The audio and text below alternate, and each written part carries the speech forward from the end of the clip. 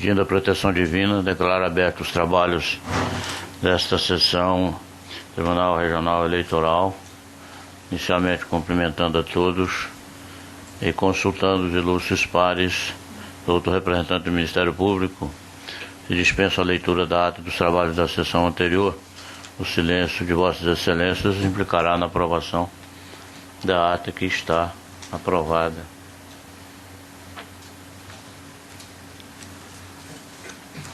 Dr. Francisco Alexandre Ferreira Mendes Neto, um pedido de preferência com sustentação oral no processo da relatoria de Vossa Excelência 88.579/2012, recurso eleitoral, representação, conduta vedada a agente público, propaganda eleitoral, horário eleitoral gratuito, programa em bloco, televisão, bem público, Cuiabá, primeira zona eleitoral, eleições de 2012, recorrente, coligação Cuiabá, Mato Grosso, Brasil, Lúdio Frank Mendes Cabral, Francisco Anísio Fayad, Silval da Cunha Barbosa, recorrido, coligação, um novo caminho para Cuiabá, parecer pelo afastamento das preliminares de legitimidade passiva e cerceamento de defesa e no mérito pelo não provimento do recurso.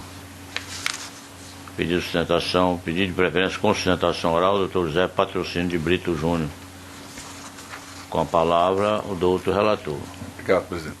Cuide-se de recurso eleitoral interposto conjuntamente pela coligação Cuiabá, Mato Grosso, Brasil, Ludo Frank Mendes Cabral, Francisco Anísio Fayad e Silval da Cunha Barbosa contra a decisão proferida pelo juiz da primeira zona eleitoral que julgou procedente representação ajuizada pela coligação Novo Caminho para Cuiabá, por constatar que a recorrente, tendo realizado propaganda eleitoral por meio de obras públicas do governo de Mato Grosso, praticou conduta vedada, condenando os recorrentes ao pagamento de multa individualmente no valor de R$20 mil. Em razão de recurso, os recorrentes alegaram, primeiramente, preliminar de legitimidade passiva da coligação Cuiabá, Mato Grosso, Brasil, bem como dos demais representados, o argumento de que não se encaixa na concepção de agentes públicos.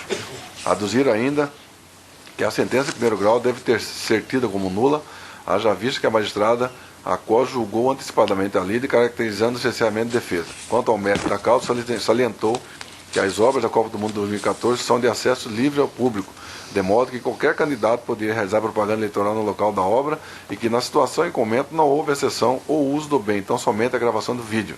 Declararam também que não existe, inclusive, não existe ilicitude em gravar propaganda eleitoral em obras estaduais de caráter público, tendo em vista que as eleições são municipais, de forma que a magistrada da primeira zona eleitoral teria cometido grave erro ao basear a condenação no artigo 74, parágrafo 4º da Lei 9.504/97, porquanto este não possui parágrafo.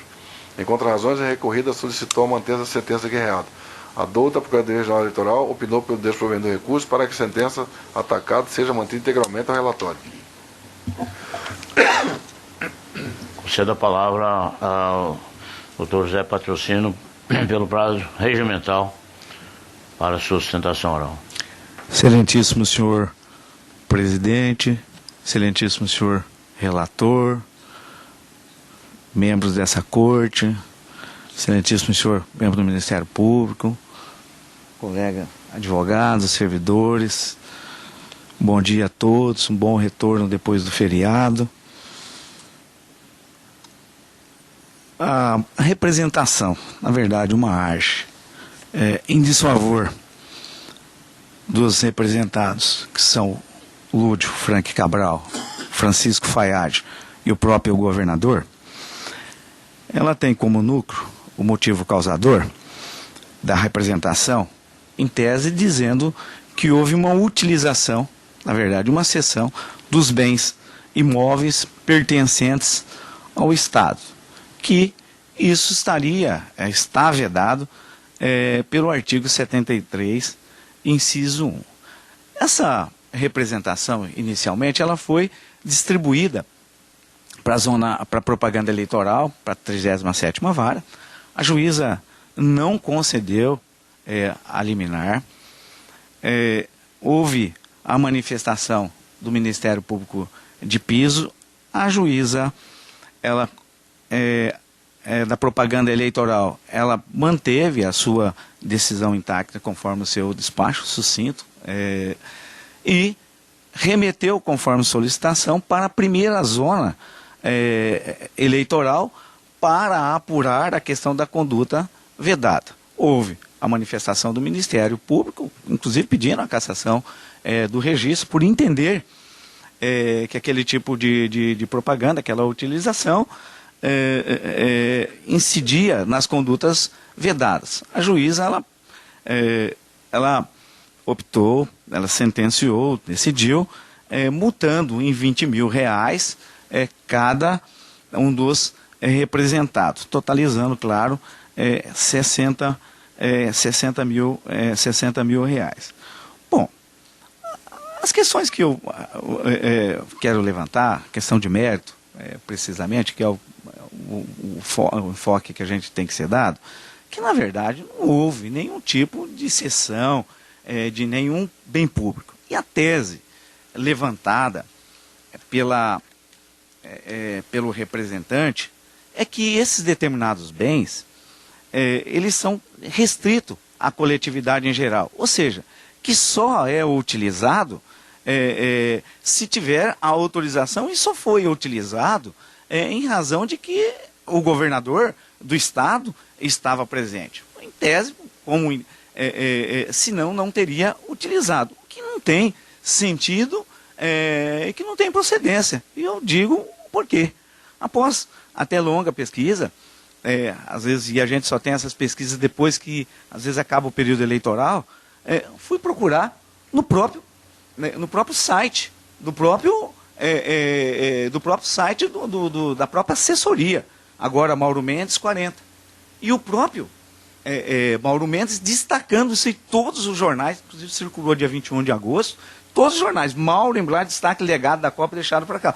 Ele dizendo aqui, na verdade, não o governador, mas o hoje senador e ex-governador, Blairo Maggi, como o pai da Copa.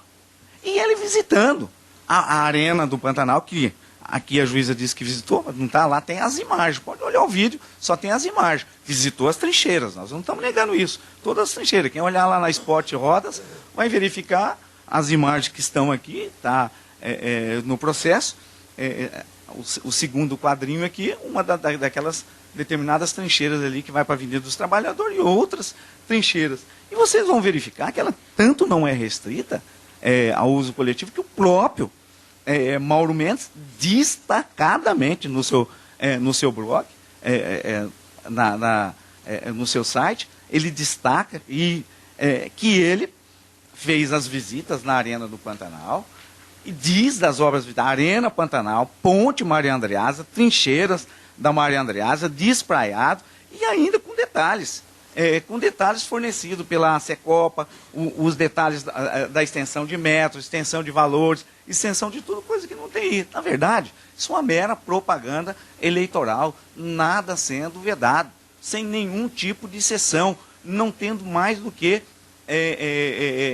talvez um minuto ou qualquer coisa nesse sentido de propaganda eleitoral. Nada que ferisse o princípio da igualdade, nada que ninguém fosse utilizar.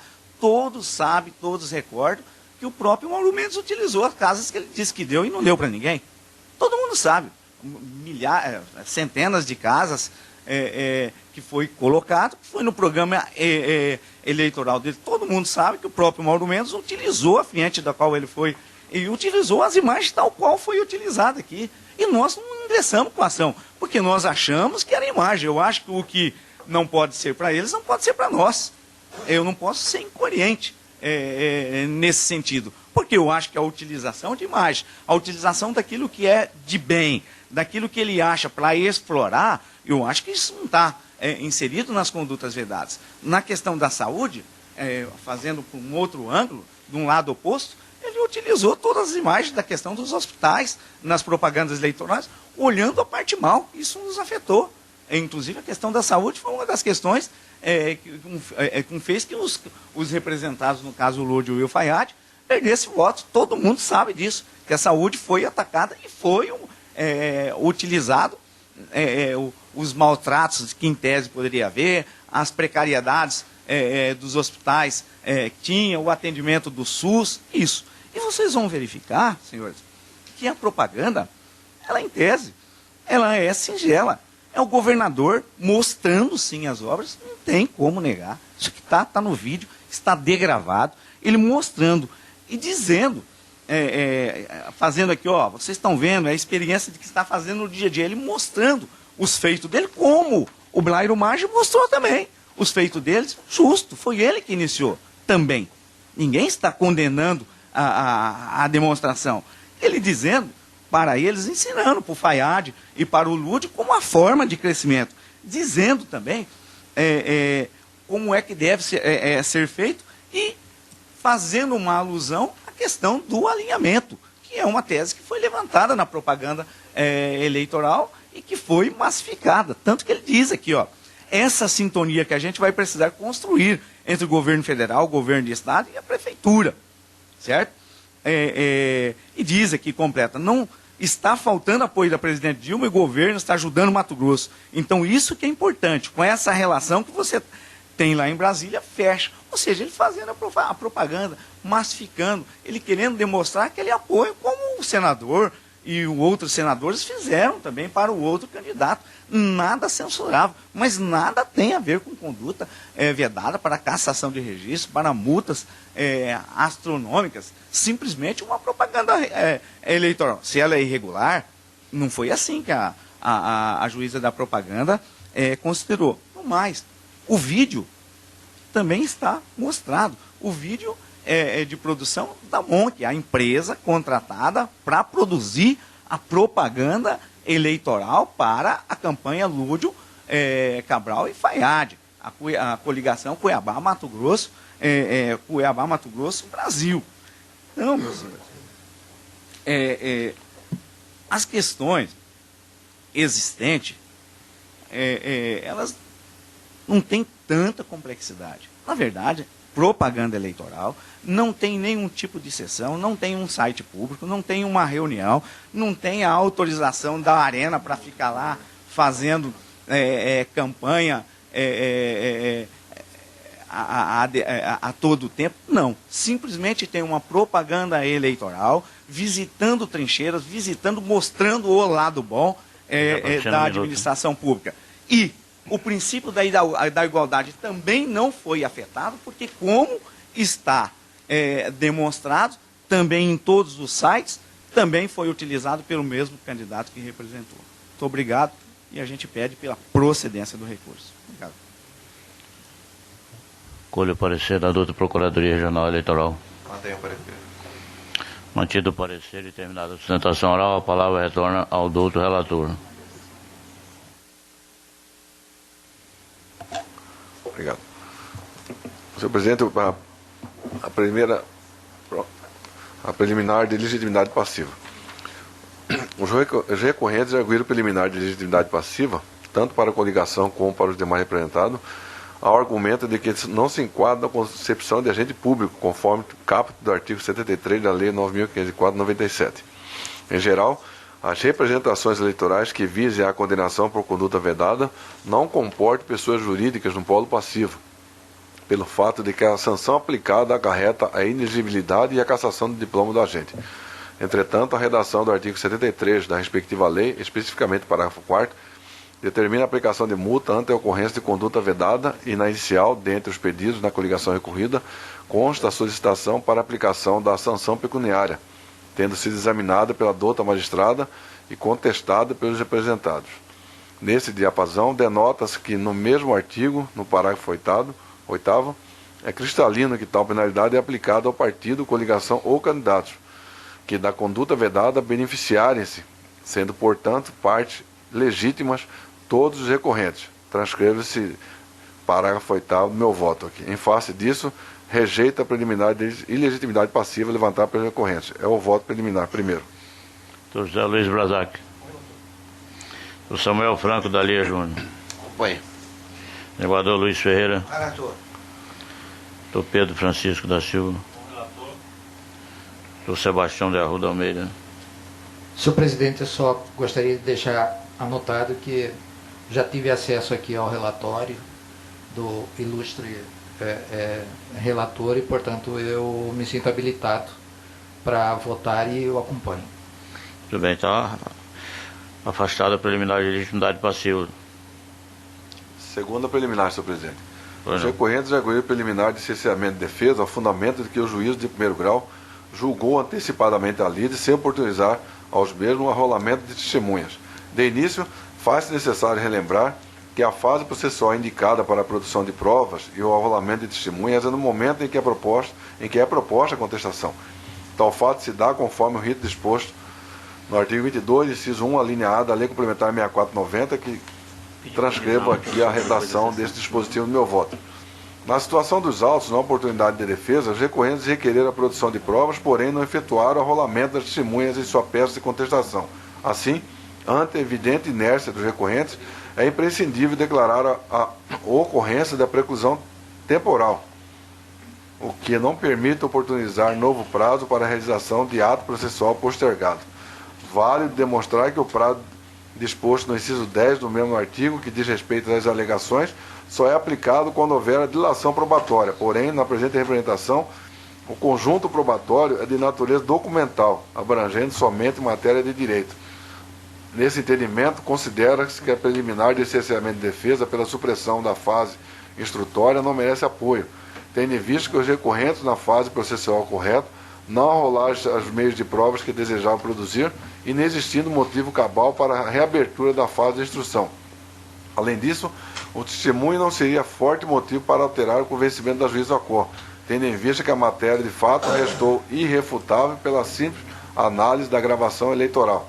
Em face disso, rejeita a preliminar de cerceamento de defesa levantado pelos recorrentes. É como voto. Dr. José Luiz Brazac.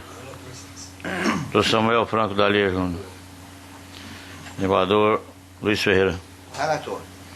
Dr. Sebastião de Arruda Almeida. Dr. Pedro Francisco. Acompanhe o seu relator. Está afastada também a segunda preliminar. A palavra continua com o relator. Voto mérito. O recurso é tempestivo e preenche os demais requisitos de admissibilidade. Segundo consta dos autos, os recorrentes teriam gravado e veiculado propaganda eleitoral com bens pertencentes à administração pública, configurando a conduta vedada. Extrai-se do artigo 73, inciso 1 da Lei 9.504, a seguinte redação. Artigo 73. São proibidos aos agentes públicos, servidores ou não, as seguintes condutas tendentes a afetar a igualdade de oportunidades entre candidatos nos pleitos eleitorais. Inciso 1. Ceder ou usar em benefício de candidato, partido político ou coligação, bens móveis ou imóveis pertencentes à administração direta ou indireta da União, dos Estados, do Distrito Federal, dos territórios e dos municípios, ressalvada a realização de convenção partidária. Fecho aspas. Desse modo, no caso analisado, é determinantemente evidente a violação do dispositivo eleitoral, haja vista que houve a utilização de obra do governo do Estado em benefício da campanha do candidato Lúdio Cabral, que, aliás, teve a candidatura apoiada pelo governador Silval Barbosa, que, por sua vez, possuía total autonomia para conceder ou não a autorização de bens de caráter público, como, por exemplo, as obras da Copa do Mundo de 2014. Nesse mesmo raciocínio, a situação agrava-se pelo fato de que o cenário de propaganda eleitoral ser uma obra de grande importância para a região, contendo grande impacto visual e social, podendo acarretar desequilíbrio do pleito. Por outro lado, é possível que os candidatos façam a gravação de propaganda eleitoral em obras públicas sem caracterizar a conduta vendada, desde que respeitados os limites previstos na legislação, como, por exemplo, se a obra pertence à gestão anterior do candidato à reeleição. No entanto, a alegação dos recorrentes de que as obras são abertas ao público não encontra qualquer embasamento real. Isto porque, na representação, as gravações foram realizadas em área restrita, não só para os candidatos, mas para qualquer cidadão por questão de segurança e progresso da obra, não sendo permitida a passagem de pessoas não autorizadas. Nesse sentido, a necessidade de autorização do responsável pela obra comprova a evidente atuação do governador de Mato Grosso, na vontade de produzir a propaganda eleitoral em benefício do candidato a prefeito Lúdio Cabral. Por meio da análise do vídeo e propaganda discutida, fica óbvio o intuito de favorecer o candidato Lúdio Cabral, e mesmo que os demais candidatos tivessem a possibilidade de gravar imagens na obra, convenhamos que seria muito complicado para eles conseguir a autorização do responsável para esse tipo de autorização, pelo fato deste já ter decidido apoiar determinado candidato. Assim, por intermédio do amparo que recebeu do governo do Estado de Mato Grosso, não só foi possibilitado o acesso à área restrita, como o exame dos projetos da obra, dialogar com os operários e andar pela construção, consoante o DVD anexo nos autos da folha 15. Segundo a jurisprudência, o simples aproveitamento de imagem de bens públicos não caracteriza a conduta vedada, nos termos do artigo 73 da Lei 9.504/97. Todavia, quando os fatos ultrapassam os limites permitidos, sendo consentido o ingresso em áreas restritas e inacessíveis, acarretando a recalcitrância do princípio da isonomia dos candidatos, resta caracterizada a conduta vedada. Peço licença nesse sentido para transcrever trecho de uma decisão trazida pelo duplo Procurador-Geral Eleitoral. Abro aspas. Contudo, desborda os limites do que se pode considerar mera gravação de rotina e funcionamento ordinário do serviço público, a transformação de sala cirúrgica de acesso restrito em cenário e locação de filmagem para a propaganda eleitoral, sobretudo se comprovada a necessidade de autorização para uso do local e manuseio de bens pertencentes à administração dos atores. Fecho aspas. Decisão proferida pelo Tribunal Regional Eleitoral do Estado de Santa Catarina. Ante as provas presentes nos autos, não há muito convencimento que não seja o da tipificação da conduta vedada, como a inapropriada utilização de obras de caráter público para o benefício da candidatura do senhor Lúdio Cabral, mediante autorização de acesso facilitado do responsável pelo patrimônio público. Transcrevo uma decisão nesse sentido, tirada do Tribunal Regional Eleitoral do Estado de Sergipe, na relatoria do Dr. Arthur Napoleão Teixeira Filho.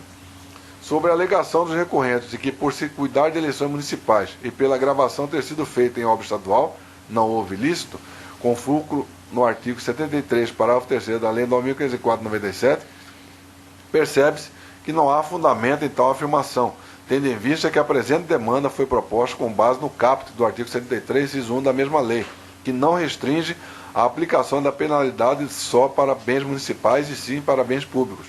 Dessa forma, sendo a obra de natureza pública, basta para a caracterização da infração. Quanto ao erro grave apontado pelos recorrentes na sentença da magistrada da COR, que aplicou a multa com o SPEC no artigo 74, parágrafo 4º, mesmo que não existindo parágrafo nesse dispositivo, percebe-se que se trata de simples erro material na parte dispositiva da decisão, incapaz de alterar a sentença.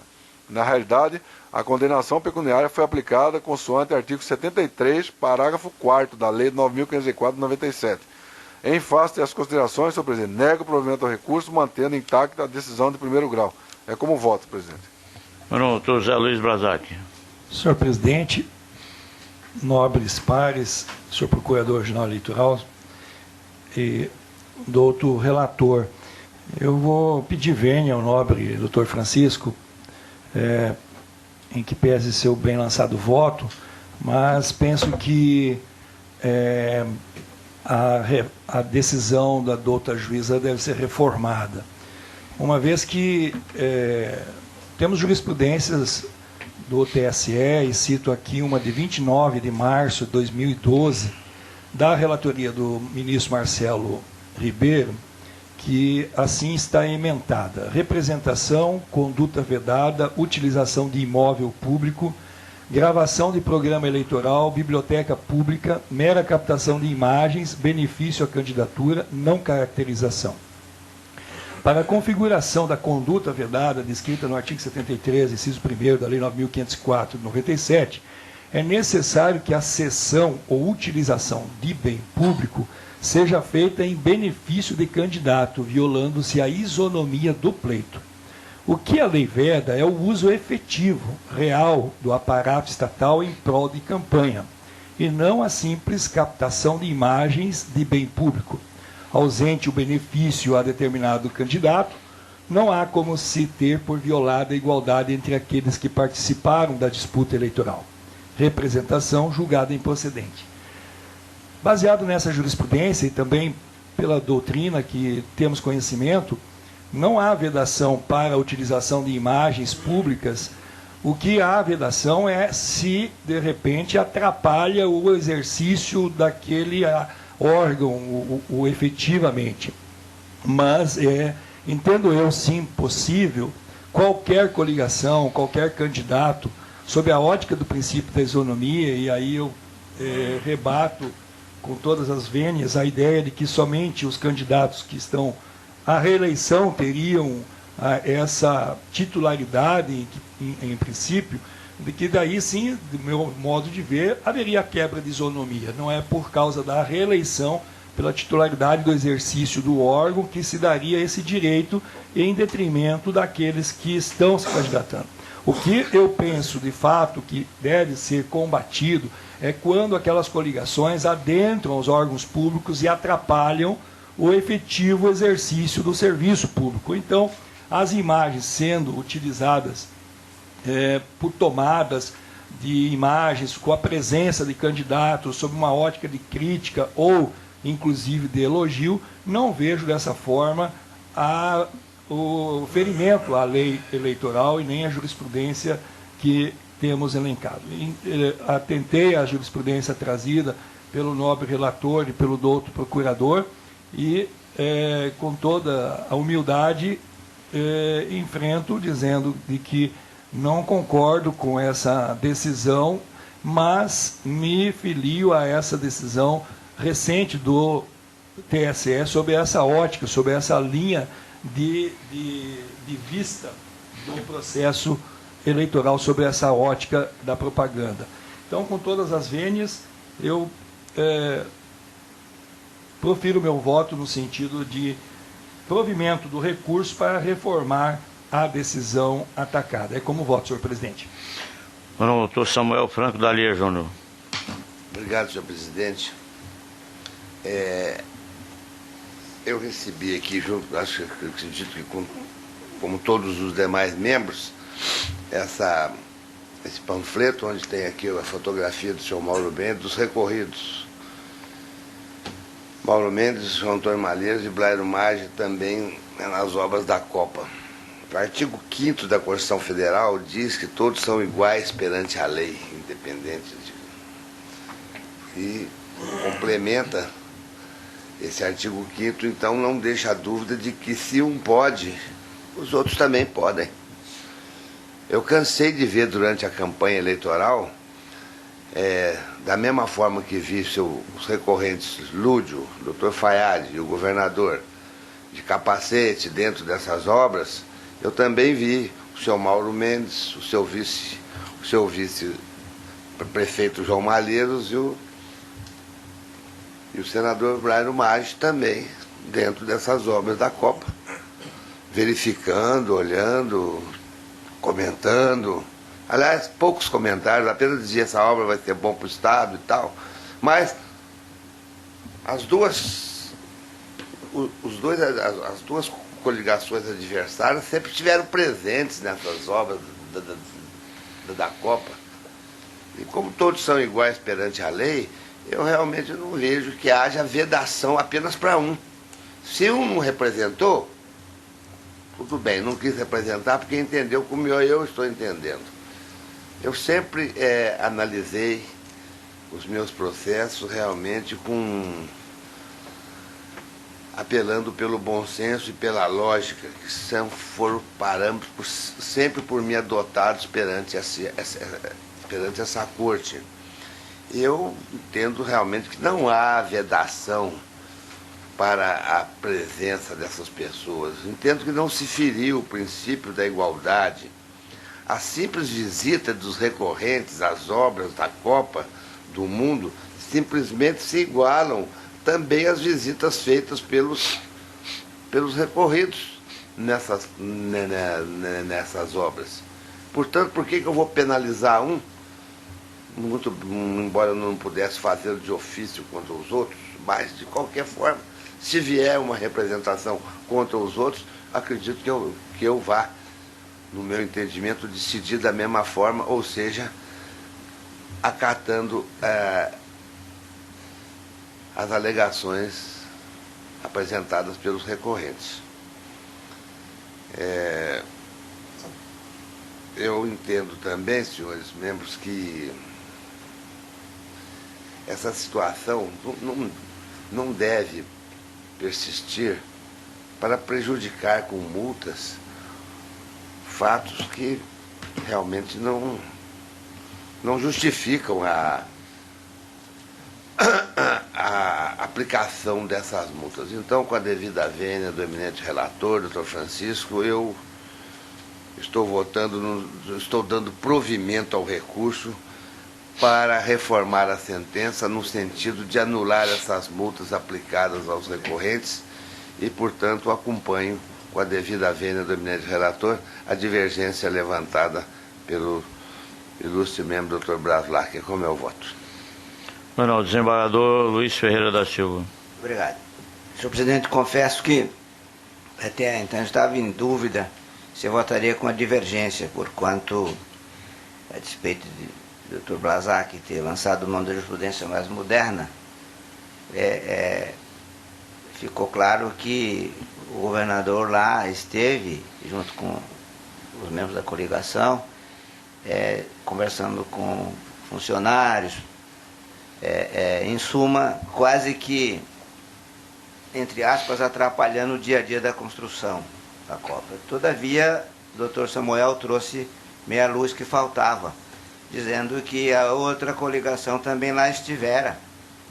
E, portanto, se assim aconteceu, há de se aplicar o princípio da isonomia, e eu, com todas as vênias, ao relator, eu vou acompanhar a divergência.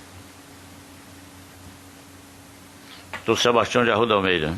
Senhor presidente, de igual modo também eu vou pedir vênia ao ilustre relator para acompanhar a divergência baseado nos argumentos que já foram expendidos.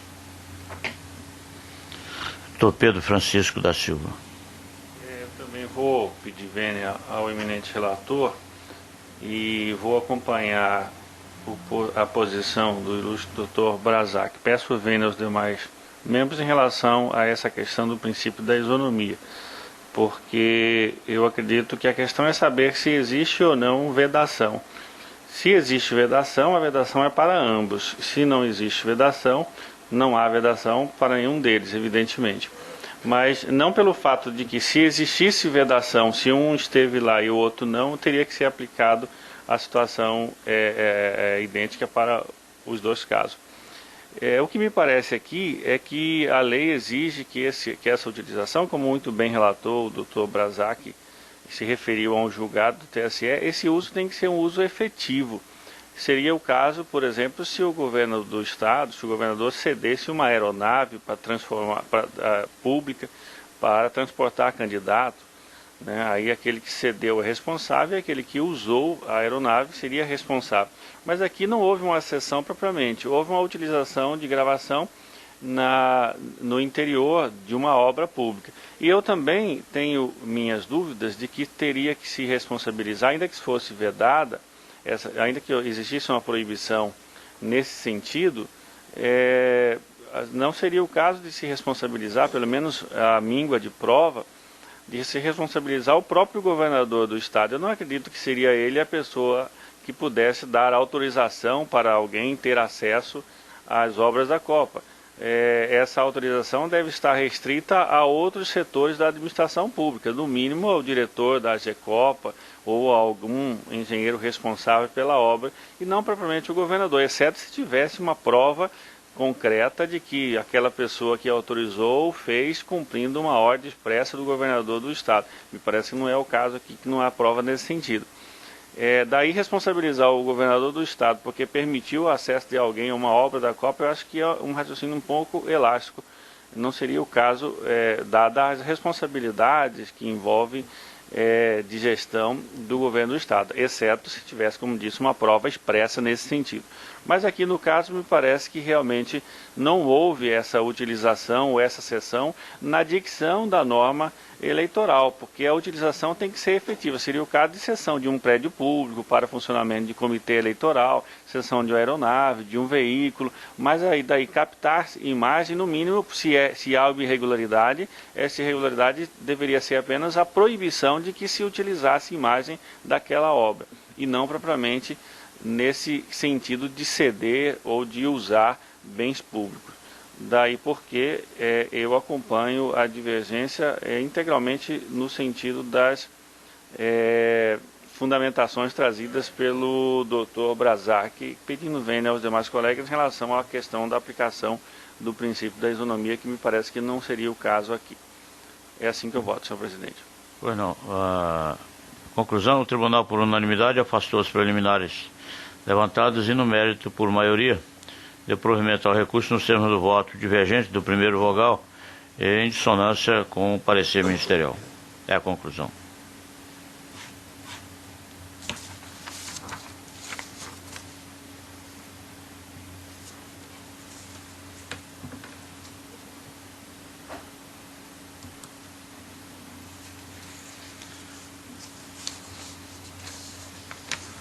Há mais um pedido de preferência, apenas preferência, também do Dr. José Patrocínio de Brito Júnior, que da relatoria do Dr. José Luiz Brazac, processo 337.803/2010, embargo de declaração e representação eleitoral, divulgação de matéria em revista impressa, eleições 2010, embargante, coligação Mato Grosso Melhor para Você, embargado Silval da Cunha Barbosa, Francisco Tarquino Dalto e Blairo Borges Marge. Parecer é pela rejeição dos embargos. A palavra está com o doutor relator. Presidente, eu queria firmar no impedimento, já que os advogados aqui é meu irmão. Não, fica anotado o impedimento do desembargador Luiz Ferreira para participar desta sentada. Senhor presidente, trata-se de embargos de declaração interpostos pela coligação Mato Grosso Melhor para Você, em face do acordo número 20.517 desta Corte, referente ao julgamento do dia 30 de junho de 2011, que, à unanimidade, julgou improcedente a representação proposta pela embargante em desfavor dos ora embargados. A ementa restou assim redigida: representação eleitoral, divulgação de matéria em revista impressa, condutas vedadas, preliminar de ilegitimidade passiva, candidato aos cargos de governador e vice-governador, rejeitada. Preliminar de ausência de litisconsórcio passivo necessário, suplente de candidato ao cargo de senador, parcialmente acolhida para afastar a cassação do diploma, prevalecendo para efeito de eventual aplicação de multa. Prática de condutas vedadas, não comprovação, representação improcedente. Esta a ementa do julgamento. Em razões recursais, alega a embargante que o acórdão objurgado se revela contraditório na medida em que admite por mais de uma vez que a propaganda institucional se apresentou de forma explícita no bojo da revista e, ao mesmo tempo, afirma que não fora financiada com recursos públicos. Destaca que a veiculação do periódico ressalta os feitos dos embargados que estiveram à frente do Poder Executivo Estadual entre 2003 e 2010, com símbolo do governo Blairo Marge Silval Barbosa na capa e páginas iniciais. Ficha técnica da qual consta como principal realizadora a Secretaria de Comunicação Social do Estado, SECOM, além de fotógrafos e funcionários estaduais, o que denota o uso de recursos públicos. Aduz ainda que se faz contraditório afirmar que os representados Silval Barbosa e Francisco Dalto não se beneficiaram da citada publicidade, quando da ficha técnica do documento especial 2003/2010, o primeiro nome citado é de Silval Barbosa, governador em exercício no período enaltecido pela revista e candidato à reeleição, às folhas 225. Sustenta também que a contradição persiste no que diz respeito ao período de veiculação da revista, considerado fora do período vedado por lei, vez que contrária à prova dos autos. Alega também a embargante que a decisão em comento se apresenta omissa quando não se manifestou acerca da violação ao artigo 37, parágrafo 1º da Constituição Federal, citado na inicial e nas alegações finais. Vez que restou claro que a publicidade estampada na revista não tinha cunho informativo, educativo ou de ordem social como prevê o dispositivo. Ao contrário, teve a finalidade de promoção pessoal dos agentes. Requer ao final pelo recebimento dos embargos e seu provimento, a fim de serem sanadas as contradições de omissão apontadas com os desdobramentos legais. As contrarrazões do embargado Silval Barbosa vieram aos autos as folhas 246 e 248, seguidas pelas ofertadas por Francisco Tarquino Dalto e Blairo Borges Marge. É o relatório, senhor presidente. Tem parecer, ouça a doutora Procuradoria. Mantenha o parecer. A mantido o parecer, a palavra retorna ao doutor relator. Senhor presidente, preenchidos os requisitos de recorribilidade, conheço do recurso em mesa. Quanto ao mérito, tenho o que não merece prosperar. O artigo 275 do Código Eleitoral assim expressa: são admissíveis embargos de declaração, 2 pontos. 1. Quando há no acórdão obscuridade, dúvida ou contradição. 2. Quando for omitido pontos sobre que devia pronunciar-se o tribunal. Fecho aspas. O doutor juiz membro desta Corte Regional, o doutor Pedro Francisco da Silva, nos embargos de declaração no recurso eleitoral número 521, dígito 10, Em brilhante voto, ensina que é ônus do embargante demonstrar de pronto o vício que fere a coerência e a justeza do julgado, a permitir o acolhimento dos declaratórios e a reparação, esclarecimento da decisão acoimada de obscuridade, dúvida, contradição ou omissão.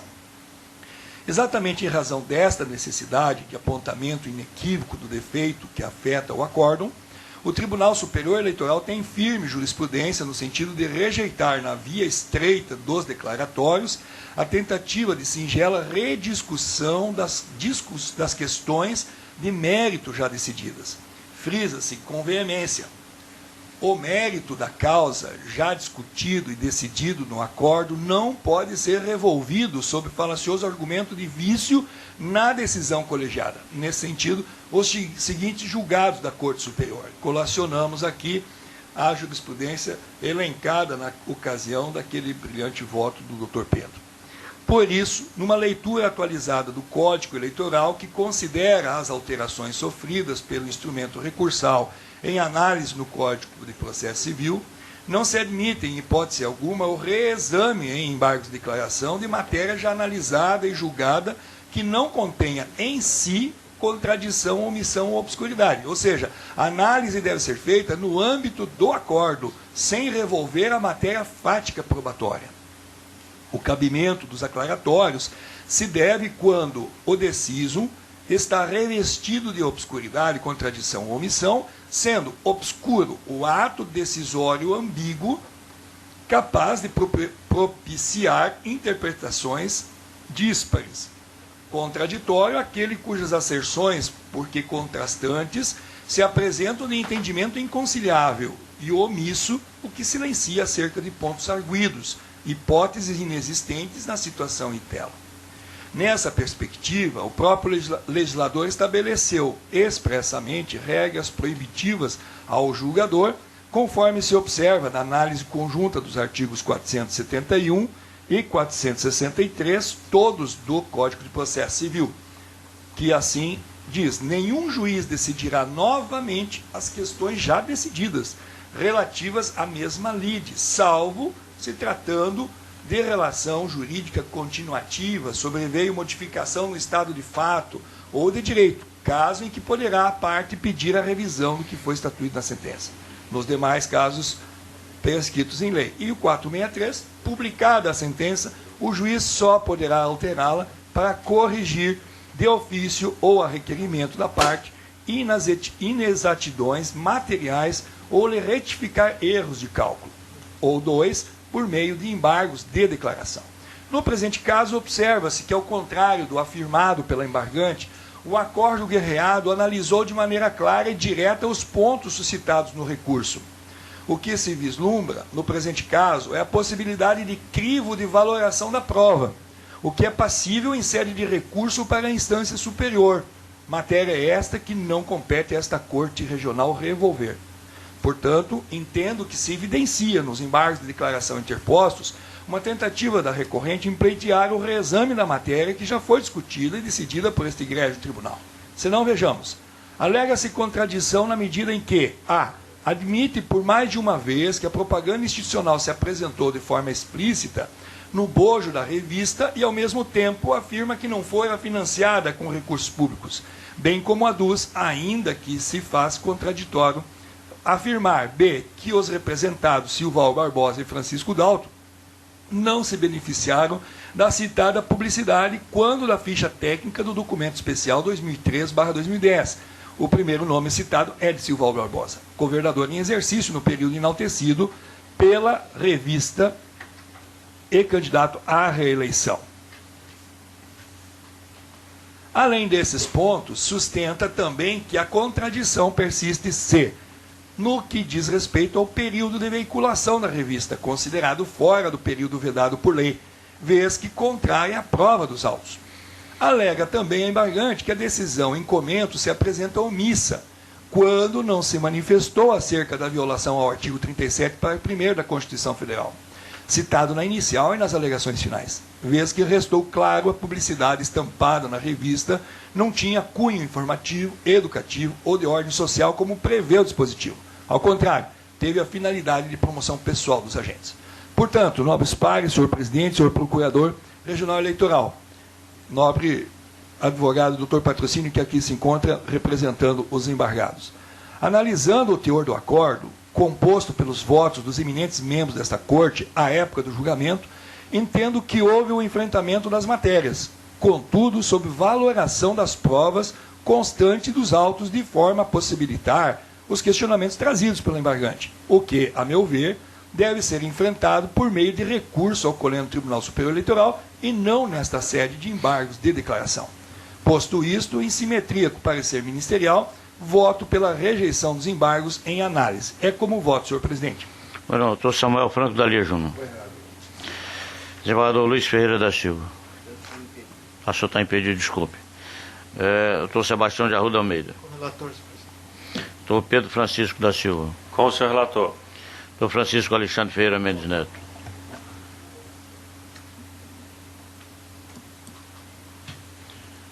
O tribunal, por unanimidade, negou o provimento aos embargos nos termos do voto do relator, em consonância com o parecer ministerial. É a conclusão.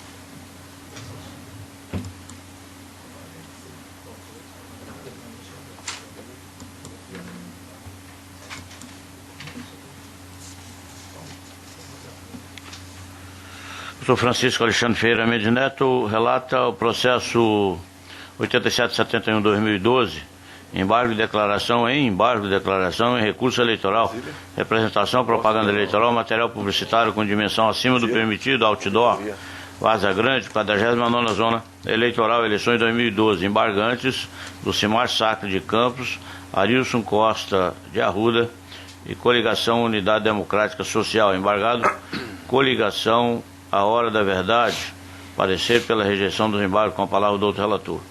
Trata-se de embargo de declaração oposto conjuntamente por Lucimar Sacre de Campos, Arilson Costa de Arruda e Coligação Unidade Democrática Social, visando modificação do Acórdão 22.451, julgado em 25 de outubro de 2012, que não conheceu os primeiros declaratórios antes da sua intempestividade. Nos novos declaratórios, os embargantes alegaram que esta Corte aplicou erroneamente o prazo de 24 horas previsto no artigo 96, parágrafo 8º da Lei 9.504/97, para a oposição de embargos declaratórios, de modo que este é válido para as representações que visem ao direito de resposta. Assim, o prazo correto seria de 3 dias, conforme a disposição do artigo 275 do Código Eleitoral. Após a intimação, não foram apresentadas contra-razões pela coligação à Hora da Verdade. Em parecer, o douto Procurador-Geral Eleitoral opinou como custos legis pela rejeição dos embargos declaratórios. Relatório. O senhor doutor Procuradoria. Mantém o parecer. Mantido o parecer escrito. Voto, presidente. Os embargos declaratórios têm por finalidade eliminar os vícios enumerados no artigo 535 do CPC, quais sejam omissão, contradição e obscuridade. No caso vertente, os embargantes alegaram que o acordo foi contraditório ao declarar a intempestividade dos declaratórios em virtude de terem sido opostos além do prazo de 24 horas, previsto no artigo 96, parágrafo 8º da Lei 9.504/97. O argumento de que o artigo 275 do Código Eleitoral prevê o prazo de 3 dias a partir da data da publicação do acórdão para a oposição dos embargos de declaração. Entretanto, a prestação jurisdicional já foi entregue de forma completa, de modo que a oposição dos embargos em questão serve apenas para demonstrar a sua inconformidade com a decisão que lhe foi desfavorável. A propósito, o prazo de 24 horas para a oposição dos embargos de declaração, oposto contra o acórdão regional que trata as representações descritas na Lei 9.504/97, está pacificado pelo TSE, tendo tal prazo sido aplicado em todos os casos enfrentados por essa Corte, com unanimidade de votos. Transcrevo aqui um voto nesse sentido da relatoria do ministro Marco Aurélio Melo, consignando, no caso, que o prazo seria de 24 horas, quando representação fundada no artigo 96 da Lei 9.504/97. Com essas considerações, resta evidente que os embargantes pretendem tão somente de revolver a matéria já decidida no acordo embargado, não havendo nenhuma contradição a ser sanada sobre os argumentos alinhavados no recurso. Ante o exposto, rejeito os embargos de declaração opostos conjuntamente por Lucimar Sacre de Campos, Arilson de Arruda e Coligação Unidade Democrática Social. Como vota? Doutor José Luiz Brazac. Com o relator. Doutor Samuel Franco da Lia Júnior. Desembargador Luiz Ferreira da Silva. Sebastião de Arruda Almeida. Doutor Pedro Francisco da Silva. Conclusão, o Tribunal, por unanimidade, negou o provimento aos embargos, nos termos do voto do relator, em consonância com o parecer ministerial.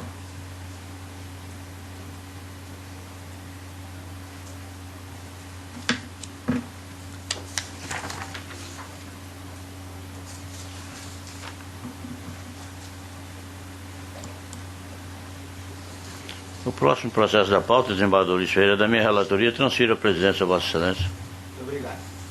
Processo número 879/2011, embargo de declaração e ação de impugnação De mandato eletivo. Embargante Pedro Inácio Viegert e embargado Luciano Borba Zóia Bezerra, relator desembargador Gerson Ferreira Paz, que tem a palavra. Muito obrigado. Trata-se de embargo de declaração com pretendido efeito infringente oposto por Pedro Inácio Igert, em face do acórdão prolatado em sede de A, em ação de impugnação de mandato eletivo, ajuizada contra Luciane Borba Zóia Bezerra, atual detentora do cargo de deputado estadual. Suscita o embargante em síntese que o referido acórdão teria desconsiderado prova dos autos, sendo omisso quanto à alegação de duas graves irregularidades constatadas por esta Corte no processo de prestação de contas da embargada, tanto que as desaprovara, o que, segundo entende, seria suficiente à cassação do mandato da hora embargada. Aduz ter ocorrido obscuridade naquele deciso, asseverando não haver o tribunal se manifestado sobre ponto específico contido na peça impugnatória, ou seja, não teria se pronunciado acerca da invocada ocorrência de ilícito decorrente de conduta da impugnada em desacordo com as normas de arrecadação e gastos de campanha na forma do artigo 30A da Lei 9.504/97, quais sejam a cessão de aeronave para uso em campanha sem a correta declaração de seu valor e das despesas dela oriundas e esclarecimento de sua propriedade, bem ainda a inexatidão dos dados relativos à locação de imóvel na cidade de Itapurá. Ao final, pugna o provimento dos embargos, com o fim de conferir-lhe efeito modificativo para a reforma do acordo embargado, contra razões de folhas e folhas, em que a embargada assevera que a desaprovação de suas contas de campanha deu-se por apenas uma irregularidade referente à utilização da aeronave, ao contrário do suscitado pelo embargante.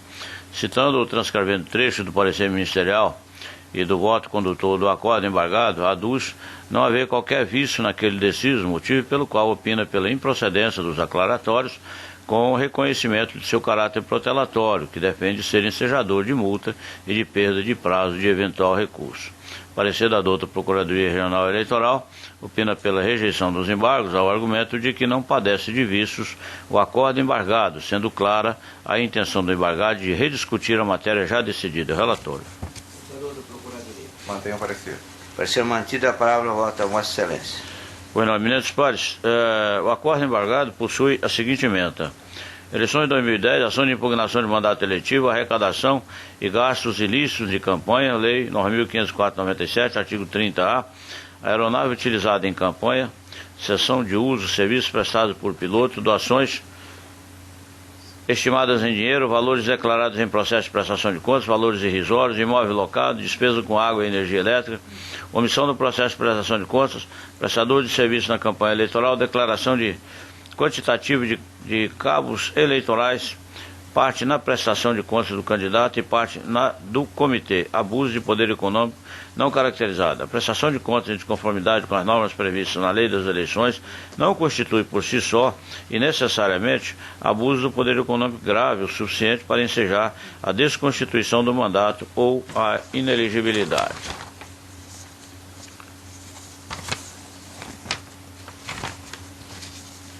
A fraude, a corrupção ou abuso de poder que possam ensejar a destituição do mandato eletivo são os vícios que possam afetar a lisura do pleito.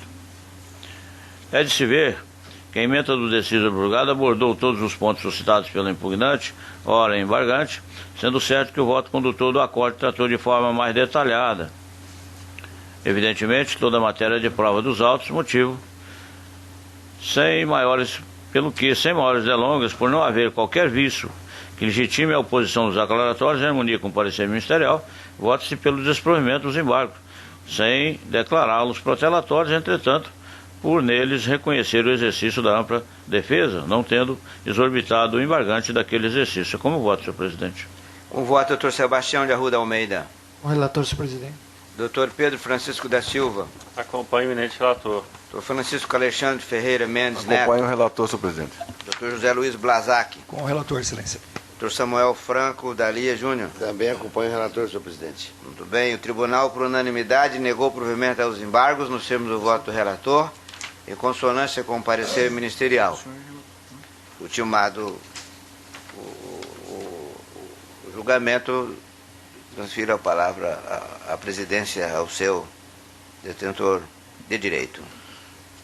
Muito obrigado, desembargador José Luiz. Desembargador Luiz Ferreira. Anuncio o próximo a ser apreciado, 2.4, processo 669, dígito 58/2011, perda de cargo eletivo por desfiliação partidária, pedido de antecipação da lide, Nortelândia, Mato Grosso, requerente Partido Progressista, PP, requerido Cirlei Dias Barreto da Silva, Partido da República, PR, de Nortelândia, parecer pelo afastamento das preliminares e no mérito pela procedência do pedido. A relatoria é do Dr. José Luiz Blazac, que tem a palavra. Senhor presidente, nobres pares, senhor procurador-geral eleitoral, o presente caso é um caso de perda de mandato eletivo. Nessa feita, vejo como de necessidade enfrentar a matéria pela leitura do voto que está disponível a vossas excelências e me sinto na obrigação de fazê-lo detalhadamente, uma vez que trata-se aqui de decisão de perda, da possibilidade da perda de mandato. Por essa feita, então, passa a ser o relatório da seguinte forma: trata-se de ação de perda de cargo eletivo, como Vossa Excelência, nosso presidente, apregoou, e que em desfavor de Shirley Dias Barreto da Silva, eleita vereadora pela referida agremiação no pleito 2008. Infelizmente, estamos aí a menos de 1 mês e meio, praticamente, do término desse mandato, que integrou a coligação Frente Popular com a Força do Povo, PRB, PP, Partido Progressista, e PT, Partido dos Trabalhadores. Alega que a requerida, o requerente Partido Progressista, dizendo que a requerida se desfiliou sem justa causa em 5 de outubro de 2011, tendo se filiado no Partido da República daquele município, 2 dias após, em 7 de outubro de 2011, por simples conveniência pessoal. Junta a registro da comissão executiva e cópia do requerimento de desfiliação partidária. Requer julgamento antecipado da lide no mérito da decretação da perda de cargo eletivo com a imediata posse do suplente que estiver na ordem sucessória do partido daquele município, além da diplomação dos demais suplentes ainda sem diplomação. Negado o julgamento antecipado da lide pelo despacho do relator que me precedeu, o feito seguiu tramitação normal na 17ª Zona Eleitoral de Arenápolis, por meio de carta de ordem. Devidamente citada, a hora representada ofereceu resposta, sustentando preliminarmente carência de ação, pelo fato do presidente da comissão executiva, a hora representante, ser também um advogado da causa, conforme procuração de folhas 13. Salienta que nessa data não havia ainda a composição da nova comissão provisória, a qual foi protocolizada no TRE em 22 de setembro de 2011 e homologada somente no dia 28 desse mês. Aduz que, por via de consequência, ausente também o interesse de agir do referido presidente. Quanto à justa causa para a desfiliação em comento, arguiu que procedeu conforme prevê o artigo 1º, parágrafo 1º, incisos 3 e 4 da Resolução 22.610 de 2007, qual seja, mudança substancial ou desvio reiterado do programa partidário e grave discriminação pessoal. A partir do momento em que o senhor José Carlos Pereira emplacou seu nome como presidente da Comissão Provisória Municipal em setembro de 2011, mudando radicalmente os rumos do Partido Progressista de Nortelândia, que deu oposição passou a ser sustentação do prefeito municipal, fazendo-lhe ameaças de expulsão caso não mudasse de posição. Salienta ainda que o diretório regional daquela agremiação, PP, concordou com sua desfiliação de forma expressa, sem prejuízo de perda do mandato eletivo, conforme fez constar do documento de folha 54. Requer a extinção do processo sem julgamento de mérito, com base nas preliminares arguídas e no mérito pela improcedência da representação. Arrolou testemunhas. A presidência do PR de Nortilândia, intimada, ofertou resposta na qual reconhece que recebeu a filiação da hora representada e suplente em respeito às suas trajetórias políticas e pela discriminação sofrida por esta na agremiação de origem, e arrolou também testemunhas. Algumas das testemunhas arroladas pelos representados compareceram à audiência em 20 de junho de 2012, conforme termos de folhas 110, 113 e mídias. Encerrada a instrução processual e intimadas as partes para a representação de alegações finais, estas não aportaram nos autos. Instada a se manifestar, a Procuradoria Regional Eleitoral opinou pelo afastamento das preliminares arguidas e, no mérito, pelo provimento do recurso, destacando que a representada não provou a alegada discriminação que justificasse a desfiliação. É o relatório, senhor presidente. Ouça, doutor Procuradoria. Mantenha o parecer. Está mantido o parecer escrito. Palavra retorna ao doutor relator. Senhor presidente, a preliminar de carência de ação, estou em consonância com o parecer ministerial, afastando, uma vez que é cediço que o registro da Comissão Provisória de Partido Político nesta Corte reveste de formalidade sem caráter constitutivo, por se tratar de matéria interna corpus. E na espécie, a referida comissão já existia desde 1º de junho de 2011, com vigência até 30 de 11 de 2011, conforme se afere nas certidões extraídas dessa Corte. Portanto, assim, a diferença de 2 dias entre a data da procuração e o registro da comissão no TRE não retiram do representante a legitimidade ativa. É como o voto. Doutor Samuel Franco da Lia Júnior. Relator. Desembargador Luiz Ferreira. Doutor Sebastião de Arruda Almeida. Doutor Pedro Francisco da Silva. Doutor Francisco Alexandre. Afastada essa preliminar de carência da ação, a palavra retorna ao outro relator. A segunda preliminar, excelência, falta de interesse de agir, também levantada pela representada, a meu ver, segue a mesma sorte da primeira. A tutela jurisdicional pleiteada não pode ser obstada pelo fato de o Diretório Regional do Partido Progressista ter anuído com a sua desfiliação, como alega a representada. Ao contrário, representa um dado a ser avaliado em todo o contexto probatório, a fim de sinalizar para a procedência ou improcedência dos pedidos elencados. A segunda razão que deu sorte a preliminar em apreço, qual seja a suposta ilegitimidade do representante, também não subsiste pelas razões expostas no julgamento da anterior. Posto isso, em sintonia com o parecer ministerial, afasto também esta preliminar. É como voto. Consulto a Corte se há algum voto dissidente com relação a essa preliminar. Com todos de acordo, está afastada também essa preliminar.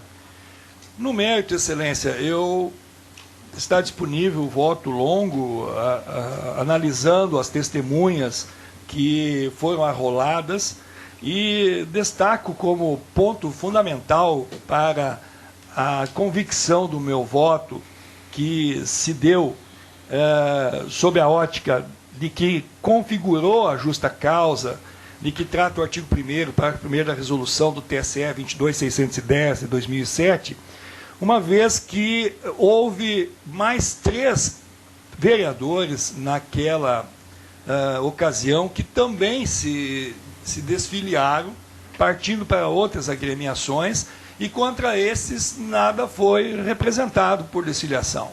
Então, um argumento forte, ao meu entendimento, de que houve já aí, consolidou a perseguição política para com a representada, uma vez que, pelas mesmas razões de divergência de posicionamentos a respeito da posição de sustentação ou oposição ao governo municipal, em que mudou radicalmente a posição dos vereadores, ou mudaria por conta da substituição da comissão provisória, ao meu singelo entendimento, causa, sim, uma instabilidade enorme dentro da vereança daqueles que compõem a Casa de Leis. E, evidentemente, que uma vez traçada uma trajetória pelos vereadores de discurso na Câmara, frente aos projetos de leis, frente à fiscalização dos atos de governo municipal, tratando-se de uma eleição que se consolidou em 2008, ou seja, tiveram os nobres edis 2009, 2010 e parte de 2011 um posicionamento na Corte, e de repente, por mudança da comissão provisória, eles são obrigados a mudar esse posicionamento, configurando, de certa forma, uma caracterização de incoerência. Entendo eu que isso seria uma espécie de uma ameaça para com os vereadores que não atendessem os pedidos da comissão de mudança radical de posição frente ao governo municipal. E aí, casando com essas argumentações, o fato de que teve outros vereadores que não concordaram com essa mudança de rumo e se desfiliaram, e contra esses nada houve de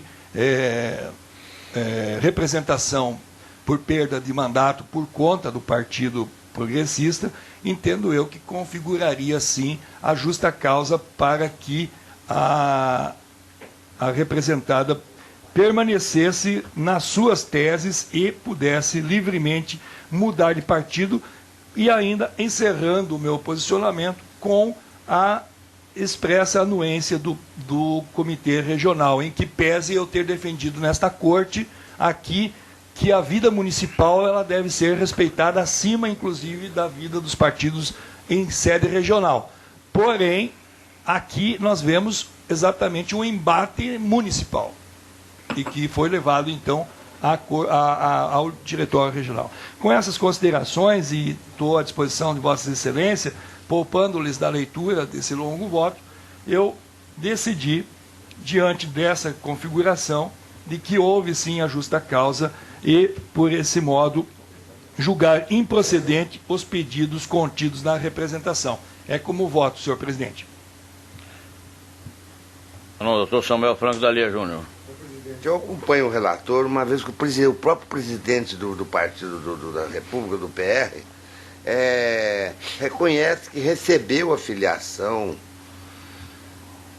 da recorrente e que ela realmente foi discriminada pelo partido. Houve a perseguição e, portanto, foi justa a causa para a filiação, e com essas considerações eu estou acompanhando o relator para julgar improcedentes os pedidos contidos na representação. É com o meu voto. Não, desembargador Luiz Ferreira. Com o relator. Doutor Sebastião de Arruda Almeida. Com o relator, senhor presidente. Doutor Pedro Francisco da Silva. Acompanhe o senhor relator. Doutor Francisco Alexandre Ferreira Mendes Neto.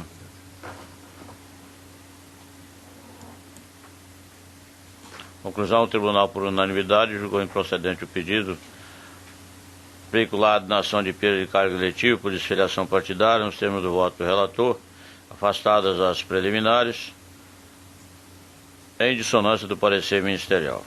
É a conclusão.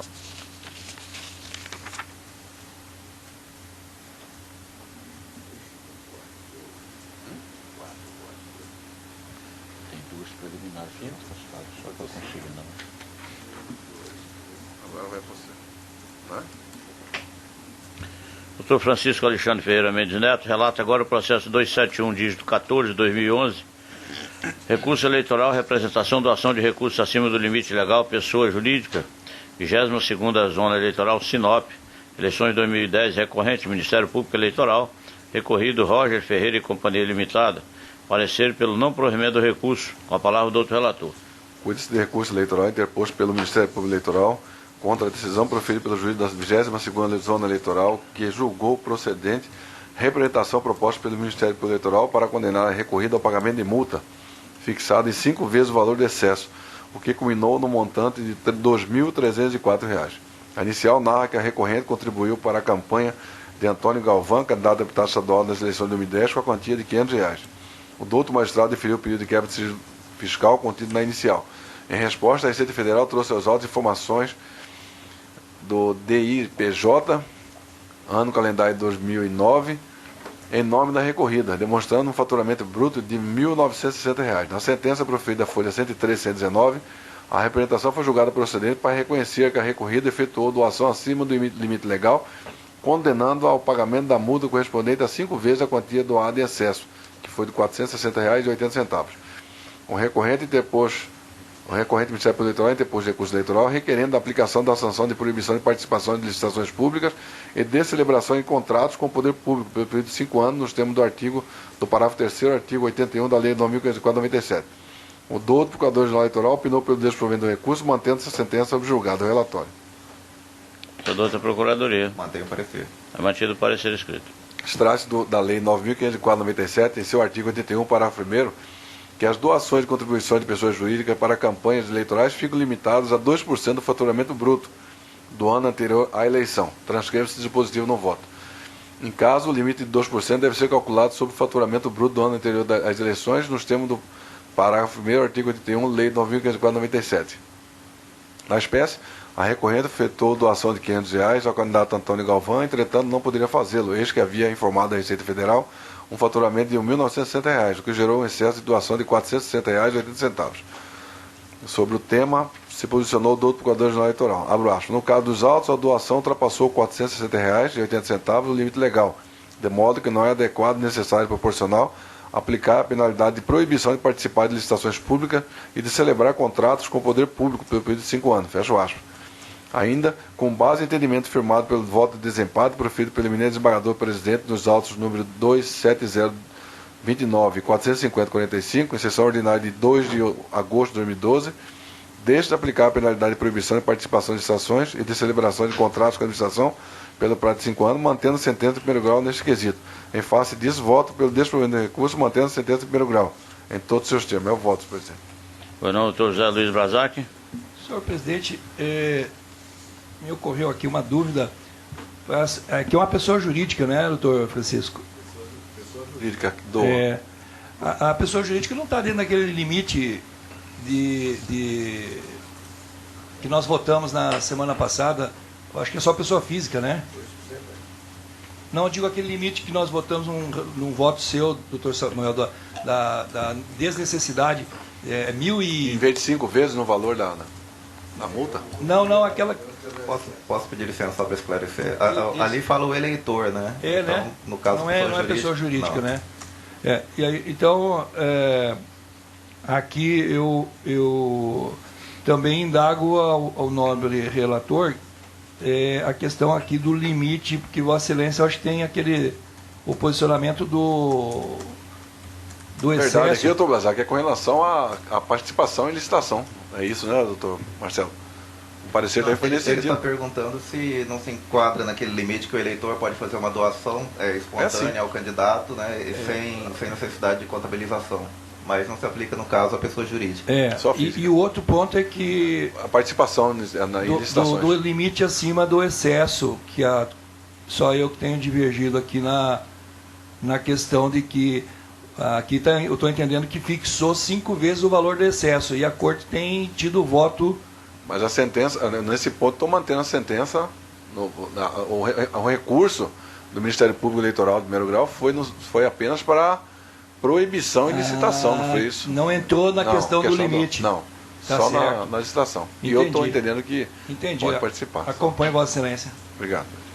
Doutor Samuel Franco Dalheiro. Senhor presidente, por pertinência aos julgados anteriores, dos quais eu sempre me convenci, eu vou dar parcial, vou abrir a divergência em termos para dar parcial provimento ao recurso e fixar a multa, para reduzir a multa apenas ao excesso, ou seja, ao valor de R$ 460,80.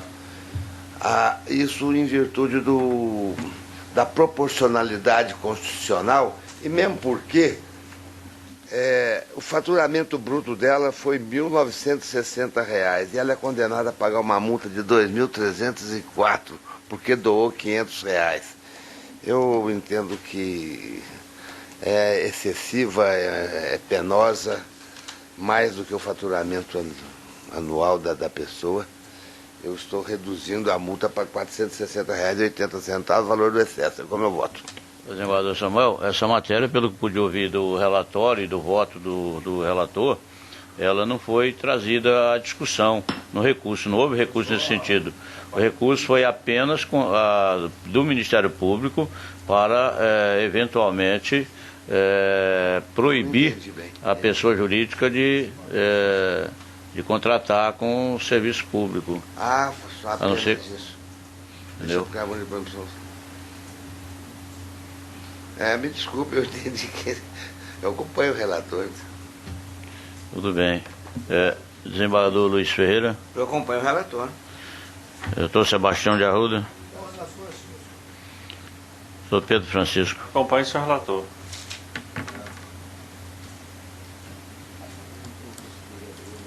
A conclusão, o tribunal por unanimidade negou o provimento ao recurso nos termos do voto do relator em consonância com o parecer ministerial.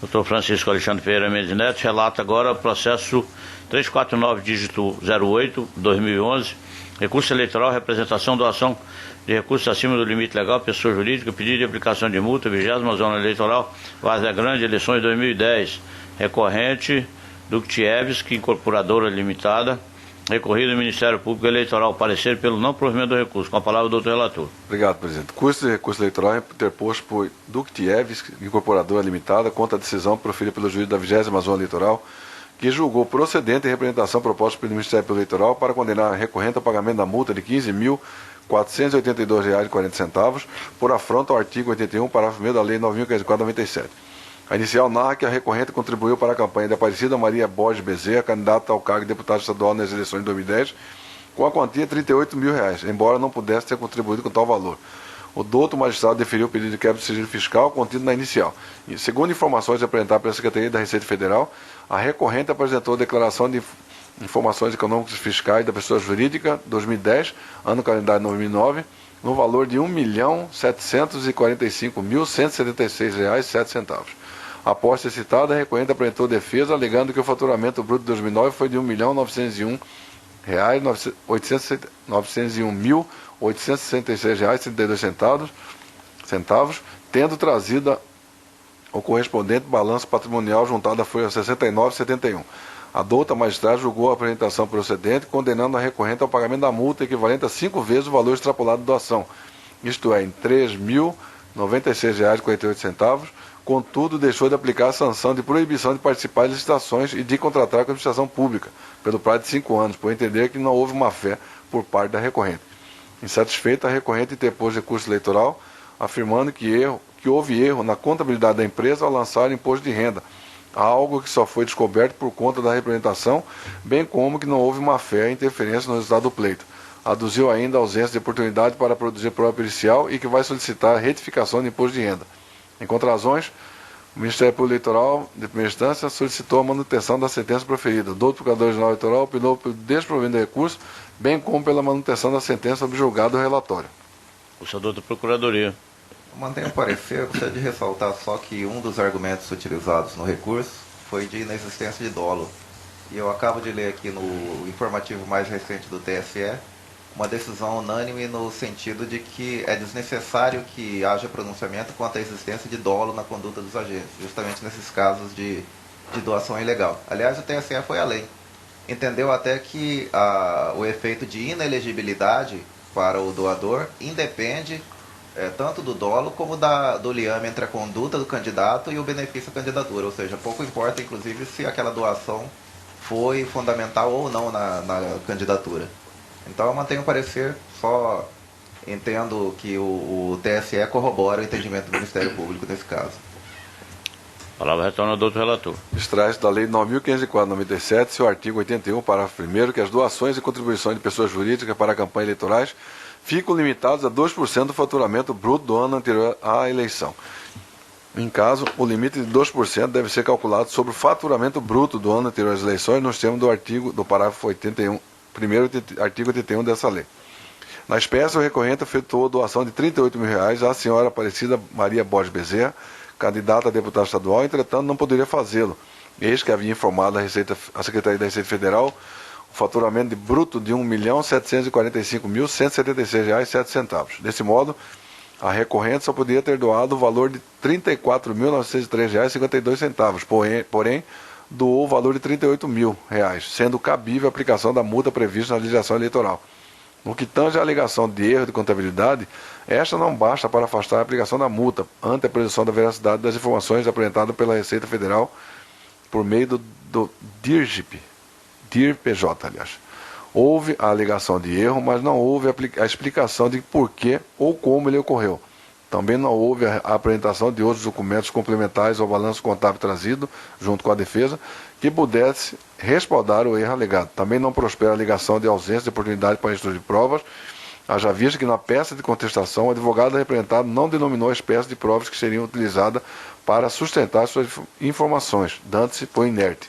Por outro lado, tendo em vista um recente entendimento desta Corte, no sentido de que, em tais casos, a multa a ser aplicada deve ser apenas o valor excedente, que é a diferença entre o valor efetivamente doado e o valor autorizado pela legislação, fixo a multa em R$ 3.096,48.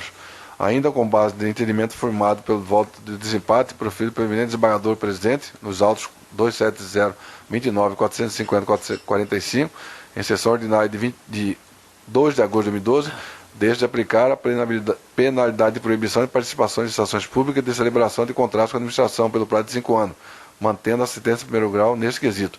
Em face disso, voto pelo provimento parcial do recurso, mas reformando a sentença de primeiro grau apenas no que tange o valor da multa aplicada, presidente. É o voto. Doutor José Luiz Brazari. Peço vênia nobre relator para divergir no sentido de improvimento do recurso para manter a sentença de primeiro grau. É como voto. Doutor Samuel Franco Dalia Júnior. Por pertinência aos julgados anteriores dessa Corte, eu acompanho integralmente o voto do relator. Desembargador Luiz Ferreira. Senhor presidente, eu gostaria o relator explicar se houve erro na contabilidade ou erro na transposição dos dados do balanço para a declaração de imposto de renda. Porque, do ponto de vista da contabilidade, o balanço é um instrumento muito mais importante, porque ele é assinado pelo contador devidamente registrado no CRES, ele tem prova jure et jure, né? Servindo, inclusive, né, para fazer prova dos dados postos no diário da empresa. Agora, o erro de transposição é matéria que deve ser decidida no âmbito da Receita Federal, gerar uma multazinha administrativa. É como se nós quiséssemos tirar o efeito da escritura pública em relação ao contrato particular. Então, se houve só o erro de transposição, eu não vejo como dar guarida o entendimento do juiz de primeiro grau. Vossa Excelência disse que houve erro na contabilidade. E pelo relatório, Vossa Excelência disse que o balanço está juntado nos autos.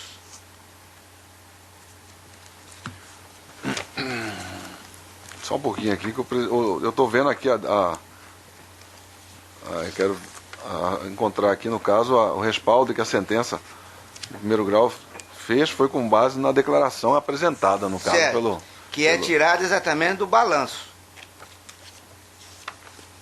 Correto? Se houve erro de transposição dos dados contábeis do balanço para essa declaração de imposto de renda, a meu ver, há de prevalecer os dados do balanço. Agora, se houve erro na contabilidade entre a escrituração do livro, vamos supor, do livro de venda de mercadoria, lá esteja um número X e no balanço apareça um número diferenciado, aí há erro na contabilidade.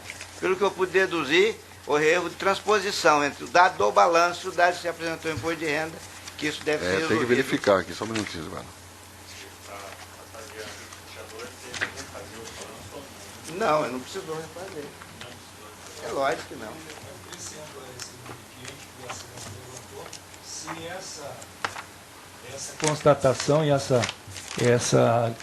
correção ela não se deu depois da intimação, porque nós temos visto aqui em julgamentos que, e em consonância com o TSE, que se a empresa constata que ela está do ano acima, ela às vezes faz uma retificadora depois para poder encaixar. Daí isso não tem sido aceito. Talvez tenha...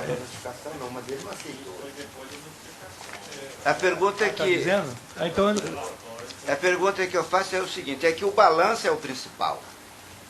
E a declaração do imposto de renda é o acessório. Se o balanço estiver correto, o fato de ter essa diferença vai se resolver através de uma multa administrativa, e se gerar imposto de renda, ele vai recolher. Mas é que o balanço, os dados do diário, dos quais o balanço é originário, ele, em suma, do ponto de vista contábil, ele tem prevalência. Ele juntou o balanço nos autos. Só um pouquinho, Eduardo. então é Verdade. Mas esse erro só foi apresentado após a... Não houve erro na contabilidade. Houve erro na contabilidade? Não. Está alegando isso? Não, mas segundo ele, não houve erro na contabilidade. Houve erro nos dados do balanço para o imposto de renda. No que tange a alegação do erro na pelo demonstrativo aqui do resultado do balanço, como ele trouxe depois da sentença, no caso agora, em recurso, ele alega que a receita bruta foi de 1.901.000. Então por isso que ele entendia que... Esse consta do balanço. Juntou do balanço. Isso. Entendeu? Hein? O balanço normalmente 31 de dezembro de 2012. é Ele trouxe isso aí junto com as razões, né, no caso, recurso, né? 2011, não? 2009, desculpe. anterior. 2009, desculpe. Porque esse balanço, desembargador, o balanço é fechado sempre dentro do exercício civil em 31 de 12 de 31 cada de 12, ano. está aqui, 31 de 12 de 2009. Do ano anterior é que ele doou. Isso. 2009.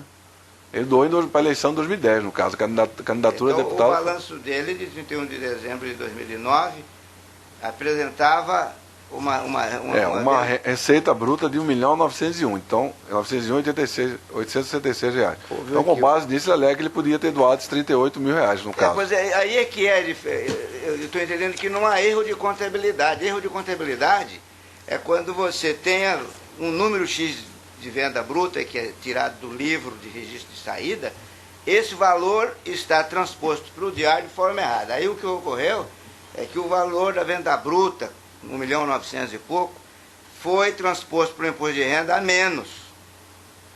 Então, quando você foi transposto 1.700.000 e pouco. O diário, todo mundo aqui que advogou sabe disso, o diário tem a prova, assinado pelo contador, igual registro público.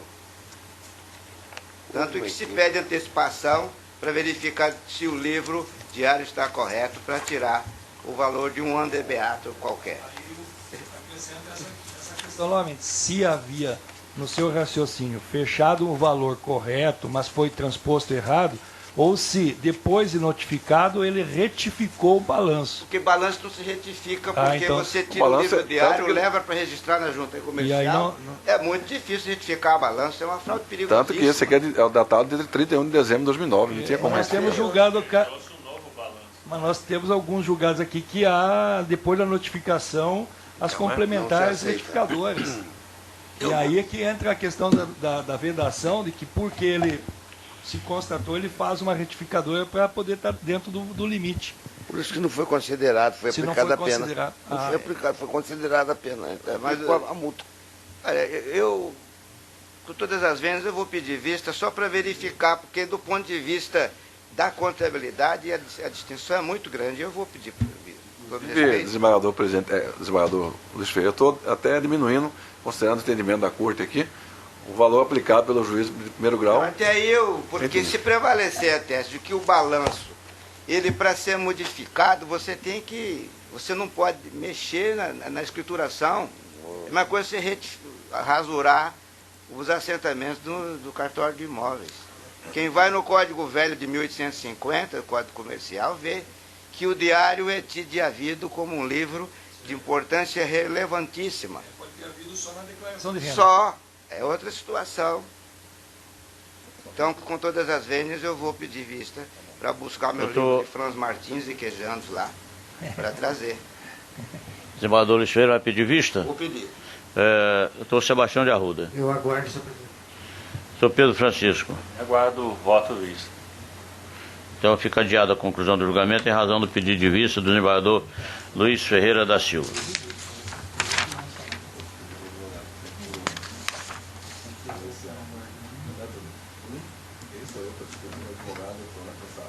Ele está falando aqui do desembargador, que ele não é dessa época.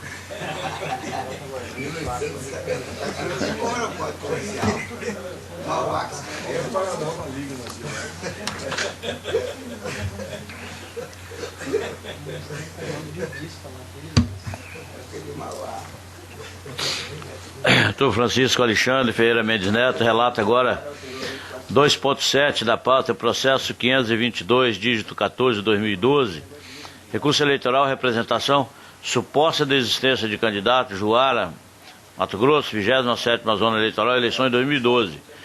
Recorrente, coligação Juara para Todos, recorrido Oscar Martins Bezerra e coligação Juara Nossa Vida. Parecer pelo provimento do recurso, com a palavra do outro relator. Cuide-se recurso eleitoral interposto pela coligação Juara para Todos contra a decisão proferida pelo juiz da 27ª Zona Eleitoral, que julgou extinta a representação sem exame do mérito aviada contra Oscar Martins Bezerra e coligação Juara Nossa Vida por suposta fraude eleitoral, a que por fim condenou o recorrente ao pagamento de multa de R$2.000, ao argumento de que foi caracterizada litigância de má-fé.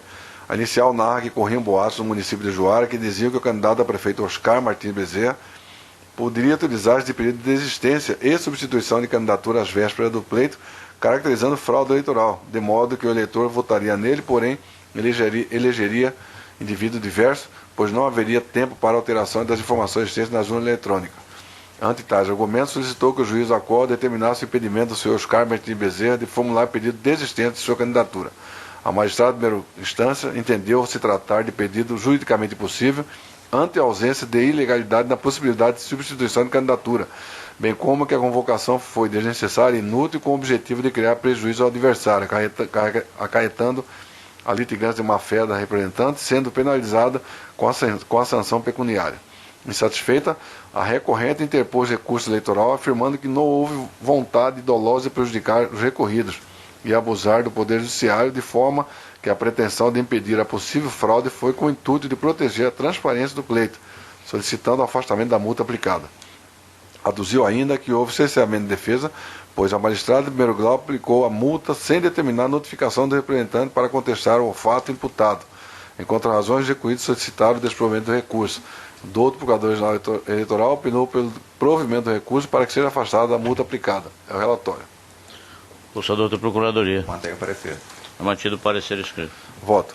Primeiramente, é preciso notar que a demanda foi decidida precocemente em virtude da iminência das eleições, no mesmo dia em que foi proposta a representação, isto é, no dia 5 de outubro de 2012, não havendo a fase instrutória, peça de defesa ou parecer do Ministério Público.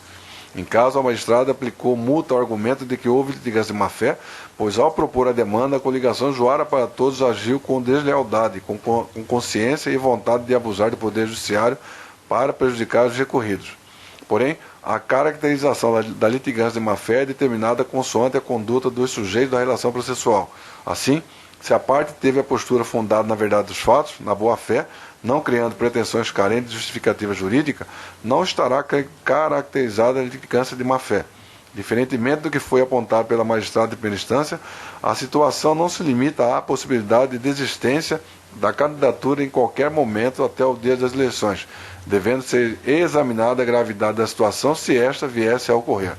Em exame do caso descrito na exordial, onde um candidato conhecido, mas que não logrou êxito em obter seu registro de candidatura, poderia usufruir da notoriedade adquirida durante a campanha política com o intuito de se fazer substituir por candidato diverso, podendo este ser eleito e assim prejudicar a isonomia eleitoral, é situação plenamente possível de ocorrer, bem como já ocorreu em diversas localidades do Brasil.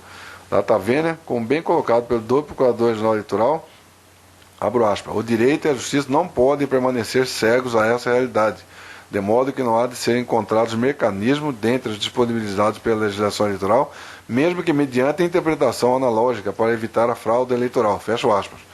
Nesse diapasão, verifica-se que a recorrente exerceu seu direito constitucional de pleno acesso ao judiciário, conforme os termos do artigo 5º, inciso 34, a linha A, incisos 35 e 45 da Constituição Federal de 88, sem incorrer em deslealdade, desrespeito ou dolo, mas tão somente não adotou o melhor instrumento para a sua pretensão ser efetivamente examinada. Em face do exposto e verificada a ausência de litigância de má-fé do recorrente, dou provimento ao recurso interposto pela coligação Joara para Todos e assim afasta a multa aplicada indevidamente pelo juiz de primeiro grau. É como voto, presidente. Pois não, doutor José Luiz Brazac. Doutor Samuel Franco da Lia Júnior. Põe o relator. Desembargador Luiz Ferreira. Com o relator. Doutor Sebastião de Arruda Almeida. Doutor Pedro Francisco da Silva. Acompanho o eminente relator. Conclusão, o tribunal por unanimidade deu provimento ao recurso para afastar a multa aplicada por desligância de má-fé no termo do voto do relator em consonância com o parecer ministerial.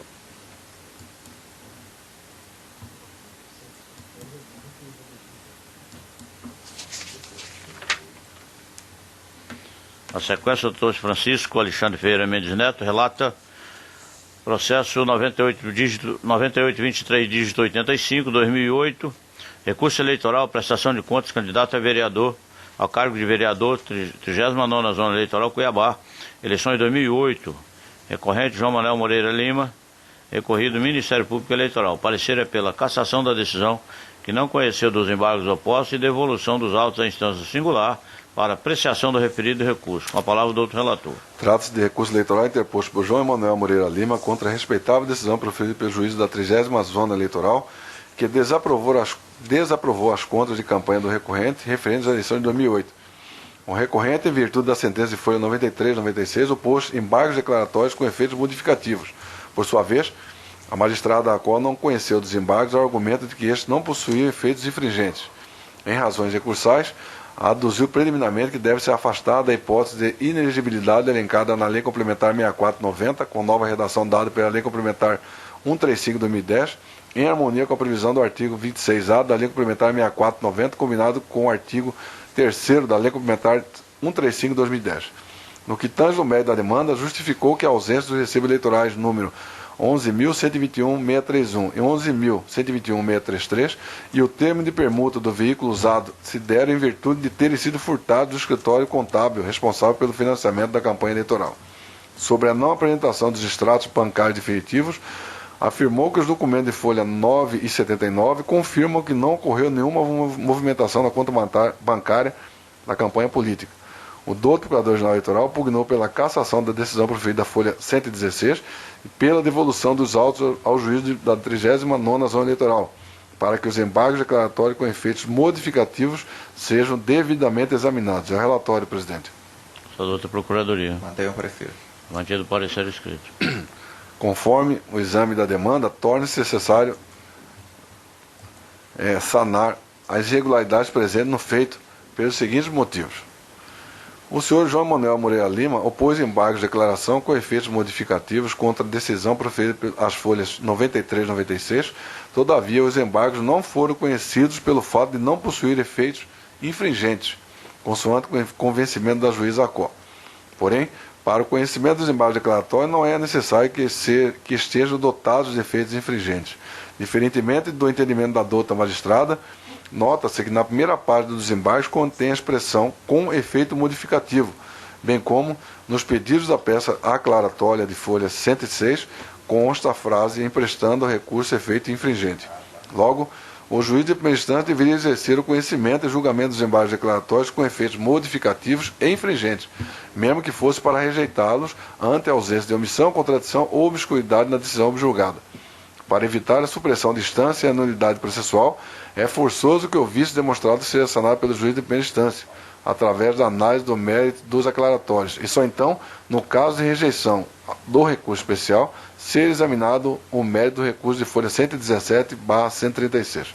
Isto posto, caça a decisão de folha 116 e determina a devolução dos autos ao juiz da 39ª Zona Eleitoral para ser efetuado o exame do mérito dos embargos de declaração de folha 98/107. É como voto, presidente. Pois não, como voto, doutor José Luiz Brazac. Com o relator. Doutor Samuel Franco da Lia Júnior. Também acompanho o relator. Desembargador Luiz Ferreira da Silva.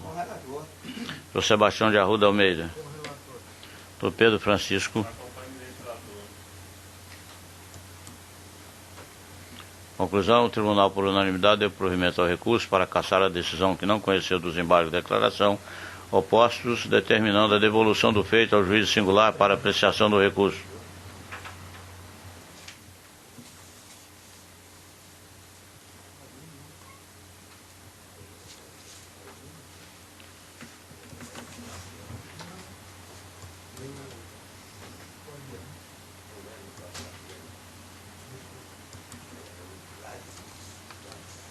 Doutor Sebastião de Arruda Almeida. É o processo 503 dígito 04/2012. Adiado. Isso, eu então solicito adiamento. Anuncio o adiamento a pedido do relator do recurso eleitoral, representação, propaganda eleitoral, bem público, gravação de propaganda eleitoral em aeroporto do município, Sorriso, Mato Grosso, 43ª Zona Eleitoral, eleições de 2012, recorrente, coligação, todos por Sorriso, recorrido, coligação Sorriso de Verdade. Fica adiado, então, a pedido do relator.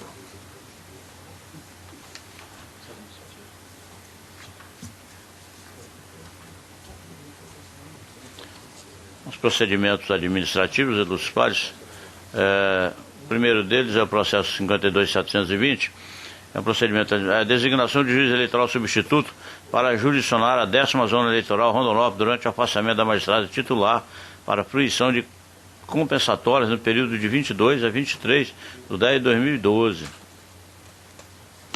Aqui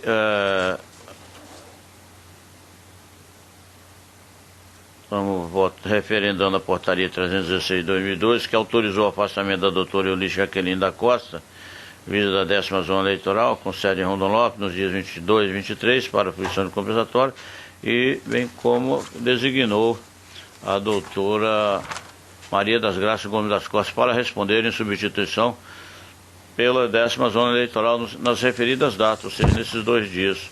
Consulta a corte se está de acordo. Então, tá. O voto, então, é no sentido de referendar a portaria. O outro procedimento administrativo é 52.295, também designação de juiz eleitoral substituto para jurisdicionar a 7ª Zona Eleitoral Diamantino durante o afastamento do titular para tratamento de saúde no período de 15 a 19 de 10 de 2012. Requerente à sessão de registro de membros e juízes eleitorais, que foi autorizado, vota no sentido de referendar a portaria 310 de 2012, e designou a doutora Tatiana Lopes de Araújo Borges para 7ª Zona Eleitoral, com sede no município de Diamantino, em razão da ausência, evidentemente, do titular, doutor Luiz Fernando Voto Quicho. Consulta a corte, estão todos de acordo. Então está referendada também essa portaria. E o terceiro é o processo administrativo 52.028, também designação de juiz eleitoral para jurisdicionar a 12ª Zona Eleitoral Campo Verde, em virtude do término do biênio do juiz titular.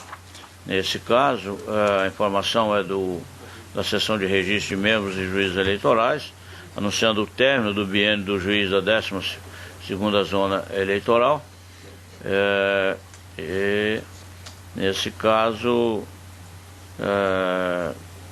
Dr. Renan Carlos Leão Pereira do Nascimento declarou estar ciente da comunicação e destacou sua promoção para a comarca de Sinop. Logo, com base nessas informações, a sessão de registro de juiz sugeriu a designação da doutora Maria Lúcia Prati para exercer a titularidade daquela zona eleitoral de Campo Verde, procedida da dispensa do atual juiz eleitoral a partir de 1/1 de 2013. Considerando as informações lançadas nos autos, com fundamento, estou acolhendo a proposição e votando pela designação dessa doutora Maria Lúcia Prati, juíza de direito da 3ª Vara e juizado especial e criminal de Campo Verde, para titularidade da 12ª Zona Eleitoral. Agradecendo a presença. Não.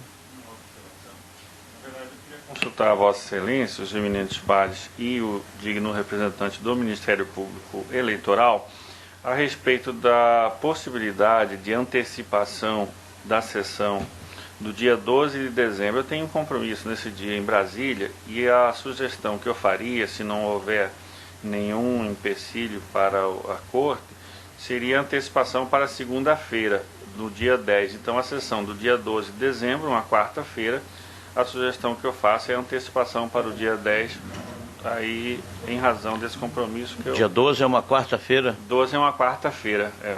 Esse é 11, 12, 13, seria 10, 11 e 10, 11 e 13, né? É. 10, 11 e 13 passaria a ser. Bom, Segunda, terça eu e quinta. consulto os ilustres pares se tem alguma... Não, se todo mundo está de acordo, nós antecipamos, não tem nenhum problema. Fica já lançado em ata a antecipação. Agradeço, então. Já está encerrada a sessão. Agradeço a presença de todos os ilustres e convidados aqui para a próxima terça-feira. Isso, nós vamos para a proposta dos servidores, né?